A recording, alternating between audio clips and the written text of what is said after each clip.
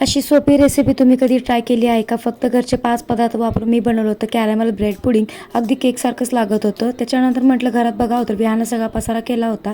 आज विहानला खाऊमध्ये रताळ बनवलं. इकडे आपल्या पुडिंगचं बॅटर पण रेडी करून ते शिजायला ठेवून दिलं होतं. विहान झोपला होता. म्हटलं चला पटपट घरातली कामं तर आवरून घ्यावी. इकडे मशीनला कपडे झाले आणि माझा ब्रेकही झाला होता. चला म्हटलं कपडे वाळत घालून यावी.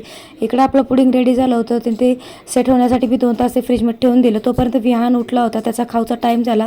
म्हटलं 5 वाजले त्याला काहीतरी ज्यूस वगैरे द्यावं.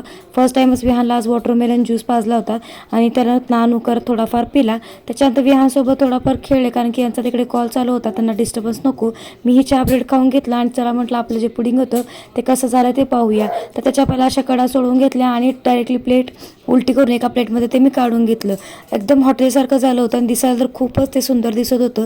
जे खालचं कॅरेमल होतं ते खूप छान सेट झालं होतं. आणि याची रेसिपी जर तुम्हाला हवी असेल तर मला कमेंट करा. मी कमेंटमध्ये याची रेसिपी दिली. अगदी 5 ते 10 मिनटात त्याची रेसिपी बनवून रेडी होते आहे. मला हे खूप आवडलं. असे स्लाइसमध्ये मी कट केलं. एकदम दिसते ना हॉटेलसारखं.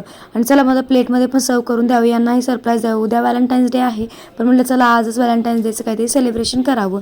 संध्याकाळच्या जेवणाची तयारी चालू केली. विहानला इथे राईस लावला होता आणि आमच्यासाठी सुद्धा मी आज माई स्टाईल तवा पुलाव बनवला होता. माई स्टाईल असं कारण की ते मी माझ्या पद्धतीने थोडासा बनवला होता. तर राईस खूप छान झाला होता. थोडासा स्पायसी झाला होता पण छान झाला होता कारण की आयुष्यात थोडासा स्पाइस हवाच. व्लॉग आवडला असेल तर चॅनलला नक्की सबस्क्राईब करा.